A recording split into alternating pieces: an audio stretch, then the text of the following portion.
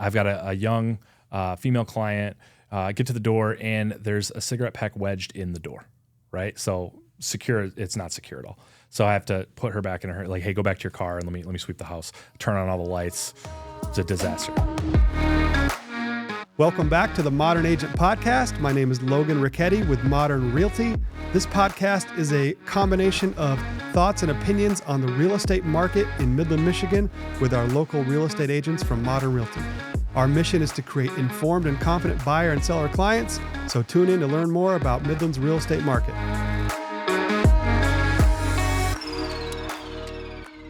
Hey guys, welcome to another episode of the Modern Agent Podcast. We're going to call this one the TNT episode. I'm TJ Peters. Trent Gonyaw. We're here to talk a little bit of real estate. So let's start this off with a lightning round, okay? All right. I'm gonna come up with 5 topics, right? I'm gonna say the topic. The first thing that comes to mind, that's what you're gonna respond with, okay? All right. You ready? I'm a little slow. Okay. No, you're not that slow. I've known you a long time. Bro. You're a little slow, Yeah, just a little bit. But we'll forgive you for that. That's right. okay. It's all right. So lock boxes. Safety and security. That's a good answer. That is ingrained That's a good in my answer. brain. It'll tie into some things we're going to talk about a little later. later. If anyone knows me, that is an appropriate answer for me. Okay. But all right. Condition of roof. Detriment to a deal. Okay. I think you'll like this one. Treated lumber foundations. Rough topic. Rough topic. Okay. All right. How about detached versus attached garage? Ooh, could be a deal breaker. Okay. Dual agency. The opportunity to serve clients on both ends. That's a great answer. That's a really good answer. Yeah.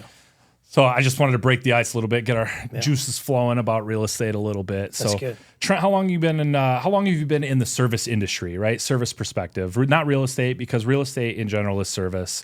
But I think that a lot of people who get into real estate start their service journey well beyond real estate, or well before it rather. So how long have you been serving others? Man, that's a good question. What a cliche answer, though. Like, I've been serving people my whole life, right? But it really depends on what lens you want to look at it through. Mm-hmm. I've been an EMT, joined the military, worked at a food bank, worked at a school, worked in real estate. So the cliche answer is kind of my entire working life. But I kind of want to back up, though, and hit you with the lightning round. Let's go. Let's do it. Let's do it. I'm ready. I'm ready for it. One-sided. So I'm going to hit you with 5 real estate topics, and then you just tell me first answer Sounds that comes good. to mind, and then we'll dive deeper in a little bit. Yeah. So number 1, let's go with multiple offers. Best case scenario for a seller. Okay.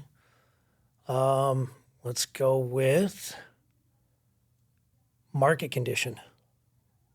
Ever changing. Cop out. It's ever changing. It is. It's different from. It's different from month to month, week to week. Sure. Lately, it's seller's market, but it is ever changing. Sure. Okay. We'll dive into it deeper. Just stay focused. Okay. Lightning round, all right? Let's go with showing time. It is a great functional app for those who use it. It is a pain in the butt for agents who don't use it. Okay. Let's go with, let's give you an easy one. This is a loaded one. When he says easy one, it means it's going to be a hard one. No. It's going to be easy. Okay. First-time home buyers. One of my favorite sets of clients. I told you it was going to be easy. Yeah. Last one. All right. Let me make it a little bit tougher now. Let's go. VA financing.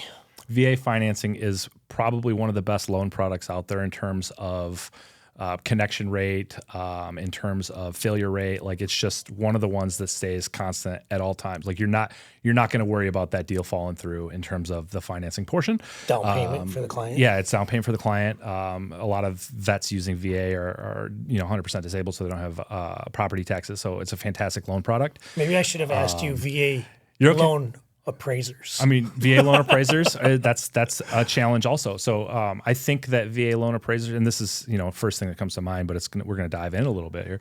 Sure. I think VA appraisers think that they're doing a service to VA buyers by lowering on the low end of a scale, right? Because when we look at a comp and we look at a market, like, let's be honest, there's no one's going to pinpoint a direct sales price. Like this house is worth this number, but they tend to lean towards the low end of the scale, thinking that they're advantaging VA buyers. And what that does is disadvantage them in multiple offer situations and VA when appraisal comes into play. And I think that's a super important topic for both of us, as we're both U.S. Army veterans. And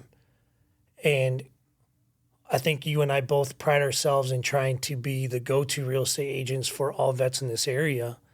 But there has been a stigma that has been attached with VA loans from even sellers, right? Where in a consultation, they're already being briefed on, hey, these are the type of finances that we're going to want to go after. And these are some that if we get, great, but they might not turn out as well as like a conventional or a cash offer. Yeah, I agree with that. And a hard part of that is a lot of that's directed by agents. We're guilty of creating that problem rather within our own industry, right? Sure. We create our own issues sometimes. There are things that really are non-factors that we make mountains out of molehills on and become issues. Typically, it's not just VA, right? Any government-backed funding, FHA is very, very challenging. Rural development is a little bit less stringent, but still has some hurdles to overcome. And I think it's just been handled poorly on the agent side on educating our seller clients on some of those things. Now, pitfalls do exist. That is a reality. There are some talking points on that, but all those deals are going to finance. I mean, as long as you're meeting the criteria, they're going to finance. So if you're putting your sellers in the best position to achieve all audiences, then you never have to worry about it. Sure. But when you get two offers in, one is a conventional financing up to, let's just use a generic number, $250. Yeah. And you get a VA financing up to $250. Yep. And you think that there might be some appraisal concerns with a VA finance. How are you advising your client? So we've already addressed those in my listing presentation, right? My clients already have that expectation, right? So we've already created some sort of stigma with sellers. When I say that, I don't mean we've created a stigma. What I mean is, if it's going to have an issue on an appraisal because it's at $250, that's a pricing conversation, right? Okay. That's a conversation that we already had in pricing. If we know our range is, let's say it's $235 to $250, okay, and that appraisal comes in at the very, very high end, then we just have that conversation. I'm not going to tell, frankly, sure, but I'm not going to tell accepting an offer comes before having an appraisal done. Yeah, right? But we're going to have those conversations when we're pricing strategy. Like if you're not having appraisal conversations when we're talking about multiple offers, like I think we're doing that. Particularly, we did a little bit of a series on like don't outprice your competition, right? And we talked about that. If you're talking about pricing and you're not talking about the appraisal and what happens and the things that you're going to look forward to when you do receive offers at that high end, then you're kind of doing a disservice to your client by not preparing them for that. Like if you're managing all of their expectations right out of the gate, if you're handling the hard questions before they ever become questions without increasing doubt, right? Because you don't want to increase doubt, but you do want to put it on their radar. You want them to understand that there's a chance, there's a possibility that appraisal could come into play if we get to the like somewhere in this range. Then it's an easier conversation when VA versus conventional does come in. Yeah, I think that maybe stigma is the wrong word, but you've created an expectation of one financing is better than the other.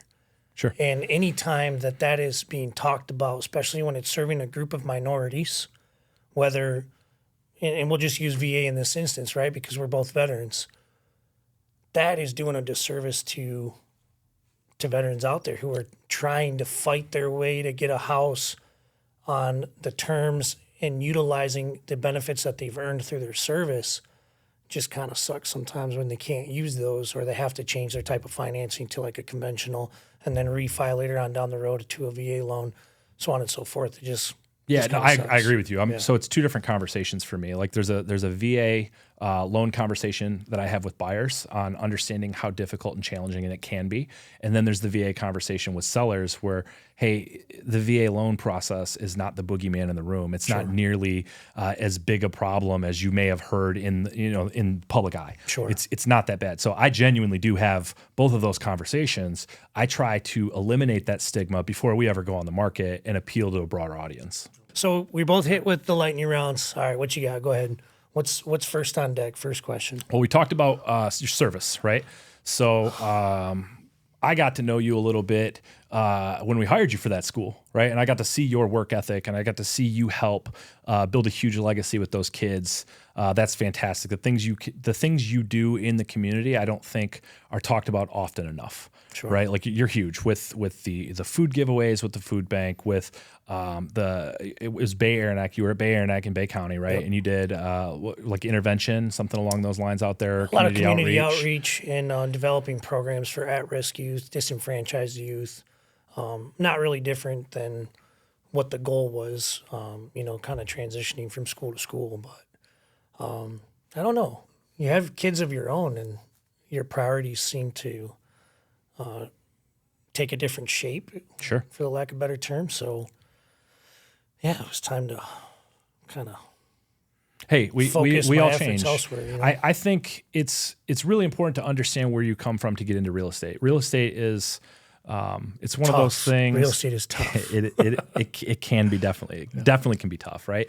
I was talking about this actually a little bit earlier about you with a mutual friend of ours at a BNI group. Okay. And they said, "Hey man, Trent's over there crushing it." I said, "Well, yeah. I mean, he had a great foundation before he got into real estate with his network, with the Sphere, and then he took all the tools and training at Modern Realty and learned how to utilize that Sphere." And let's dive into that a little bit, because I'm always seeing posts from people who are interested in jumping into real estate on like Ask Midland pages, Ask Big City, so on and so forth.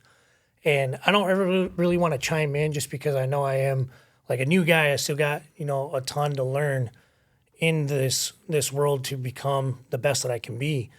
But I, contribute 100% of my success to the training that I've received at Modern Realty. I mean, It's just second to none, really. Sure. Yeah. And the environment that you have going into it, I was like, all right, it's going to be a little bit cutthroat. You're going into a brokerage with a ton of people who have been doing this for quite a long time. And from the outside looking in, I'd kind of be like, man, who's this guy? Yeah, right? Absolutely. So going into it, you're kind of intimidated where you're like, okay, this is going to be a little bit cutthroat. There's going to be a ton of competition. I love competition. I'm not afraid of it. Let's go at it. And what I found was the complete opposite. The team at Modern is just always so eager and willing to help other agents out that are within the office, share some of their lessons learned. They're not afraid to discuss some of their shortcomings that they've had on certain deals so that you can learn from them before it happens to you. And then as you're working through deals and like treated lumber foundation, not holding that grudge against you, right? Sure. So, man, Modern Realty is honestly a great first stepping stone for anybody who's interested in joining real estate. Make sure that you come in eager to learn, that you humble yourself no matter what life experiences you have before coming into real estate, because really it doesn't matter. Just be prepared to pick everybody's brain who's willing to share and just do the best that you can do. And then you'll start to see some success. And then don't let off the gas, right?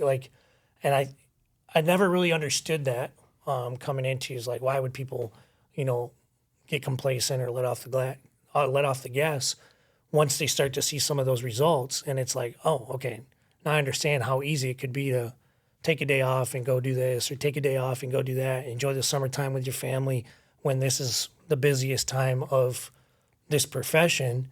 And it's like, no, dude, just keep focused, build your checklist if you have to, look at it every day, make sure that you're hitting the boxes that you need to do, build your business plan. That's another tool that Modern offers where they'll sit down with you, help you develop a business plan to keep you focused. and just do the little things, man. They add up. Yeah. So what about you? Why modern? Why modern is a great question. Yeah. Okay, so for those of you who know, it is no secret that I've been at a couple other brokerages. I started at it was called Brookstone. They're out of Troy. It wasn't close to home. I didn't get the training that I needed. I didn't find a ton of success early on. Came to Modern, crushed it, and I did like 10 million in 3 years. Like, it was fantastic. It was doing great. Had some things come up. I just change of direction was needed at the time. So this would have been the beginning of 23. I took that leap, left Modern to much chagrin. Had an okay year. Decided that where I was at it wasn't the right fit. Like, I didn't have that fit that I had at Modern, which sometimes you don't know what you have until you've left, right? Like, you take for granted some of the things you have because it's so easy to find that success with the systems and the tools. So I was going to go a different direction. I was going to start my own brokerage. And I sat down with Tim. We started talking about what that looked like utilizing the systems that Modern has. And it just started to click, and it started to make sense where, like, I really didn't want to leave in the first place, but I let my ego kind of get in my own way. And I knew better than everybody at the time. And my goals were different, right? It was different. I came back to Modern, got back dialed in. It took no effort to get back into it because the systems are so, like, it is flawless. When I was elsewhere trying to help build that, I was just trying to replicate what Modern had because they do it so well, right? R&D, let's rip off and duplicate because it just makes sense, right? They're so good. The systems are so good for an agent who's learning. They take so much extra stuff off your plate so you can really just focus on building those relationships and navigating transactions and understanding your brands. So it was huge. Those things were huge. Modern has a great brand. They have strong agents. I did very well in terms of in the room where I was, one of the top 2 or 3 in the room. And I've always kind of had that cliche thought process where if you're the biggest fish in the pond, find a different pond, right? And I don't have that problem at Modern. We have so many just monster agents over there that I always looked somewhere else to drive forward. I'm competitive too. And while the overall team atmosphere isn't super competitive, it's very friendly and embracing. Day one back at Modern this year, I watched you walk out of a closing, and Logan looked at me and he says, "Scoreboard." And that set me down this path today, right? So like individually, which we is do good have, though, because there is so many. I mean, every single agent at Modern is doing the work. Yep. And they're really good at what they do.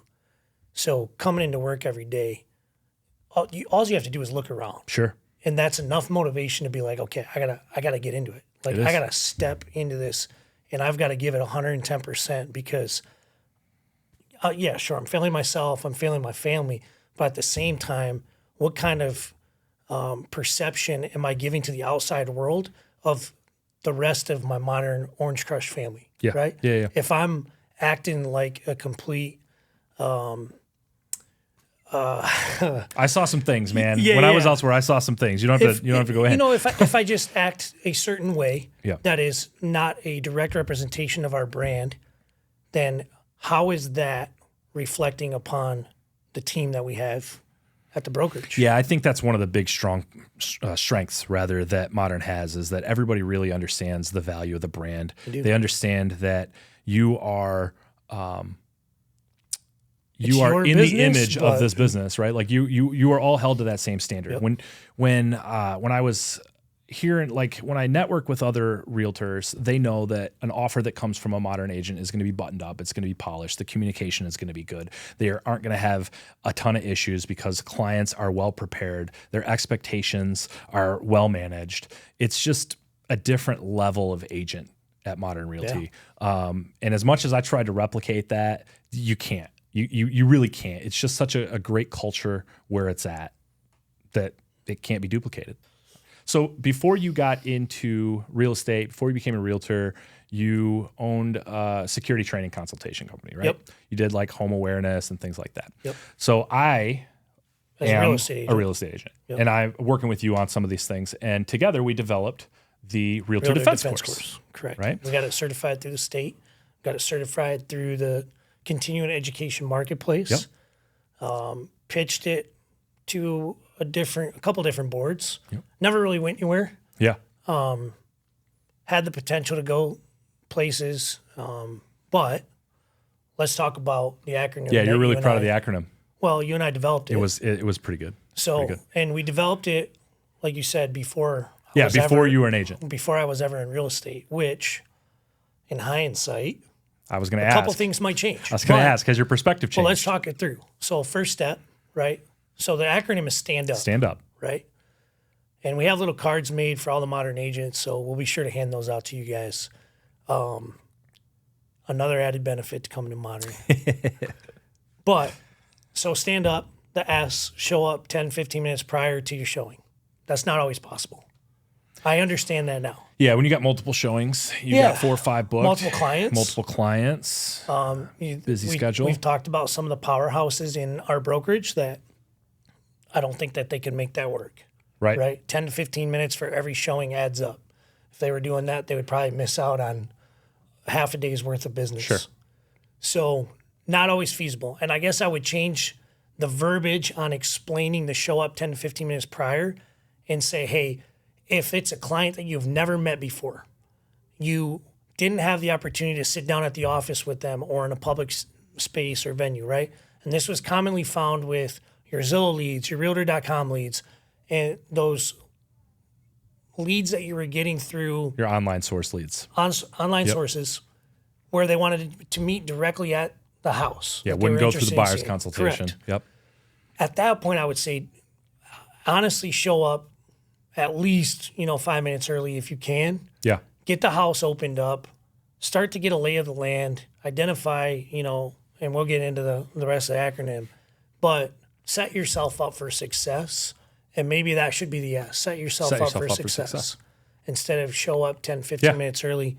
I like to be early anywhere I'm going, but it's not always possible when you do have those multiple showings, multiple clients. So in hindsight, I would just change the verbiage in teaching. I would leave it on the card. I would leave it in the acronym.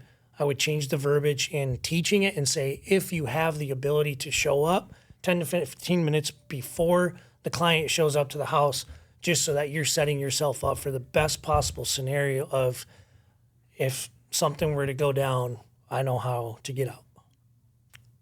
T. What's T? So, turning on all the lights.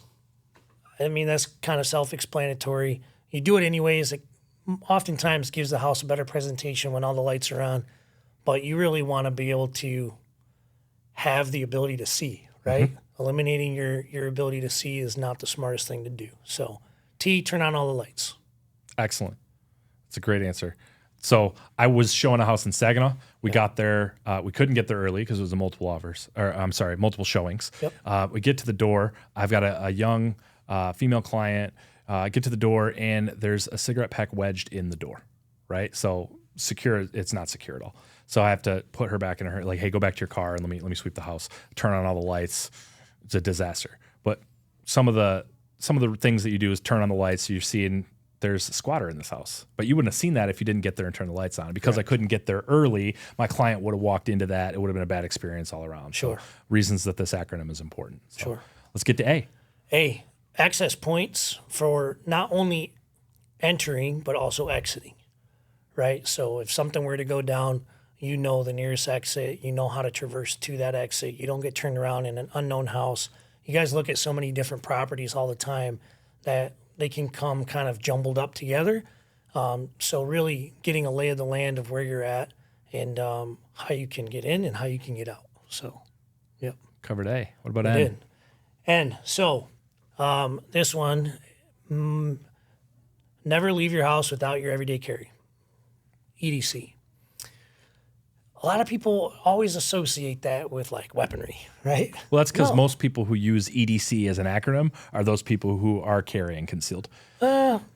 Potentially, but not really, right? I would argue that our everyday carry is our cell phone, our keys. Like 90% of our job is on our phone. Yeah, right? And I'm not arguing that that's an everyday carry. I'm arguing that the people who use the acronym EDC are people who are just typically carrying like flashlight, Flashlight's always great to have. Yeah, 'cause absolutely. If you go into a basement, there's no lights. Yeah, being utility able to like see. a Swiss Army knife, pocket knife, something like Yeah, that. yeah. Just in case. But So just never leave your house without your everyday carry. Yep. I mean, I carry a tape measure. I carry flashlights. I carry, yard signs. I carry all sorts absolutely. of stuff for real estate. So, but never leave your house without it. So D. Direct your clients where you want them to go through verbal commands. So I guess one of the biggest things that I would be concerned about, especially from a female perspective as a real estate agent or a realtor, I wouldn't necessarily want clients behind me, especially people that I don't know, because I don't know their intentions. Yep. So once you've made entry into the house, you've turned on all the lights, you've identified where your accesses are for getting in and getting out, now I can verbally direct the clients on where to go, right? And typically start from the back to the front and work our way this way. And then we're going to get into the next one, but it kind of goes hand in hand, right? So your U is utilize your environment to create distance and separation. But the one thing that we taught in the class was, hey, in order for directing your clients through verbal commands on where they should go to work, you use the excuse as a real estate agent is, I'm going to turn the lights off as you exit the room, right? Yeah. So that makes sure that they're always in front of you Yep. because you don't want them behind you, right? So that's a really good way of keeping the clients in front of you so that you can see what their intentions are. You can see what it is that they're up to. I'm not saying every client is bad, right? Just want to make sure that you guys have the tools to be as safe as possible, especially in a house with strangers. So Yeah, and we'll get to P. P is we'll get to P. Go ahead. okay. So for the most part, the Realtor Defense course was designed with the intent to prepare you for showing homes to clients that you've never met. We addressed that a little bit, but a lot of the acronym points kind of become irrelevant once you've established that trust, that relationship with the client. You don't have to direct them. A lot of people don't want to be shown around once they've established that trust with their agent. You'll come in, you'll say, hey, why don't you guys just take a look? Check out what you guys want to see at your own pace, similar to how I would run an open house where I'm not, directly on their heels and things like that once you've established that relationship. So the acronym, when we created it, was very, very much so for that first time meeting, or even after you've had a consultation, you don't really know what the behaviors are like behind closed doors. So really to feel out your client and understand your safety and security. Sure. Yeah. So. Then jumping into P programs, there's programs to the Midland board that we use right now, Forewarn.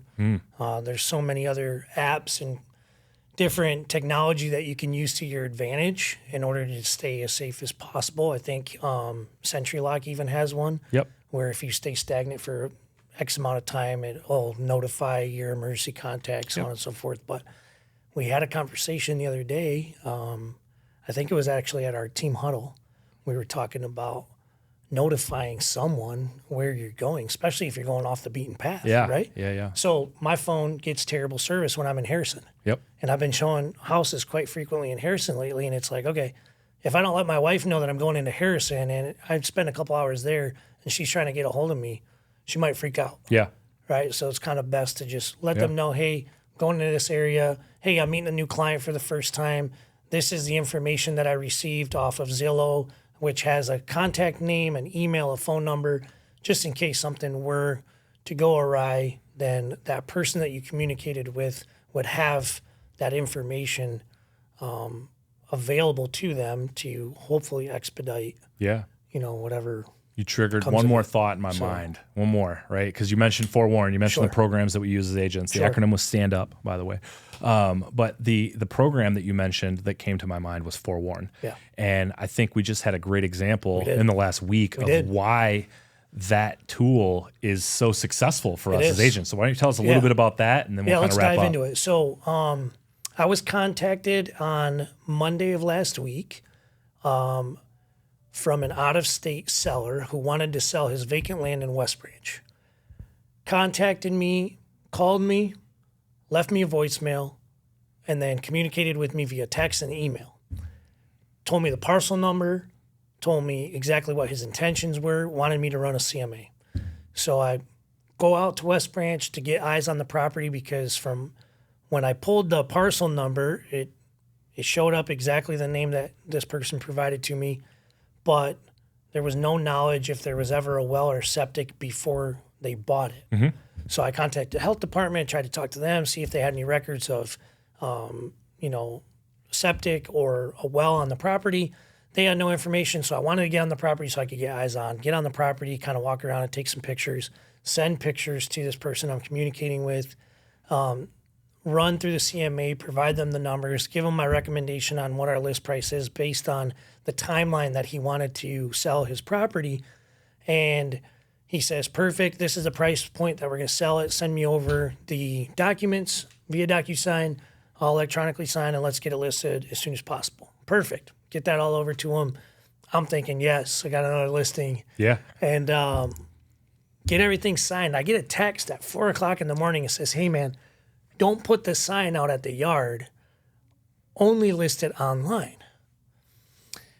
Well, there was a couple red flags that had popped up to begin with this conversation and this person, but it's not uncommon for us to talk to buyers or sellers from out of state. Right? Yeah.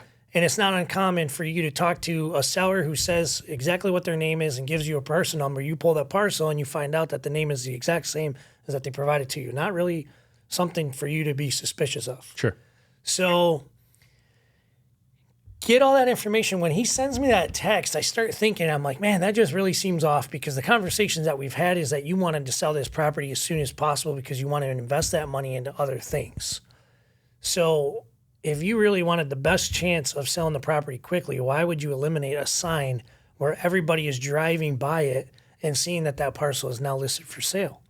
I mean, there's a number of explanations as to why you wouldn't but want it to just advertise. did not make sense You're to right. me. So Yep. I wanted to do a little bit more digging. So I called you. Yep. And I said, hey, can you run this name for me through the Forewarn app? And you ran it through. You didn't find anything. Yep. So then we ran a phone number first. We ran the number. So you said, hey, can you run this number? I Yep. said, it doesn't exist. It You may ran be the a phone Google number. assistant. Give me the name. Gave you the name. You ran the name. Yep. You got a couple phone numbers. Yep. We found the origin address. Sent one to me. Yep. We found the addresses that matched. Yep. So A little bit of skip tracing. yep, they matched the parcel up in West Branch. They matched on Forewarn. So we kind of knew that that was the right owner. Mm-hmm. Different phone number. You gave me that number. I contacted, talked to that owner, and he had absolutely no idea Yeah. who I was. Yep. So from that point, kind of knew that we were scammed. He did notify the police in the state that he currently resides in. He also notified Michigan State Police. They've been in contact with me. So we have sent everything that I've had, communication-wise over to them for them to continue investigating it. But it was another scenario where, I wasn't at risk per se, but a potential client Well, let's dive into that just for a was at second. risk. Because you could have been at risk. Sure. So the reality is he was sending you a vacant land parcel Yep. up north. Yep. Things are a little different up there, right? People are pretty protective of their privacy rights. Walking a property that this guy didn't own, they didn't know. I mean, you very well could have been walking into an unsafe situation. So you're a little at risk. Yeah, and maybe not something that you had thought about prior to this conversation, but Sure. Just something in the future maybe to do differently, right? Like if you've never met the person or you're not meeting the person at the property, then maybe we run it through the app beforehand and then we avoid that conflict. But Sure. we are deep in the weeds here. We are. Yeah. But at the end of the day, we potentially created a new client Correct. because of the steps that we took in order to prevent that from happening. Yep. And for everyone listening, that's the modern way. We go above and beyond. We take the extra steps to make sure that everything is done, not only above board, but to the best interests of our clients. So just kind of keep that in mind. Perfect. But, You want to do a lightning outro? all right, let's do one. All right. What you got? You ready? Keep it at 3. It is. That's exactly what it is. Okay, 3. All right. keep You it ready? at 3. Okay. First one. Listing department. Amazing. Okay. Admin. Man, Our also, admin. also amazing. But Okay. an added benefit to being in Modern Realty. Managing broker, Logan. Logan, Tim, the associate brokers, all have been great. The brains behind the operation. Perfect. All right. Excellent. This has been another episode of the Modern Agent Podcast, TNT edition. Have a great day. Dynamic duo. Thanks for listening to another episode of the Modern Agent Podcast. Please follow at Modern Realty Midland on Facebook, Instagram, and YouTube. And if you need to buy or sell a house, please reach out to Modern Realty by going to www.modernrealty.us. Modern Realty, your home, our focus.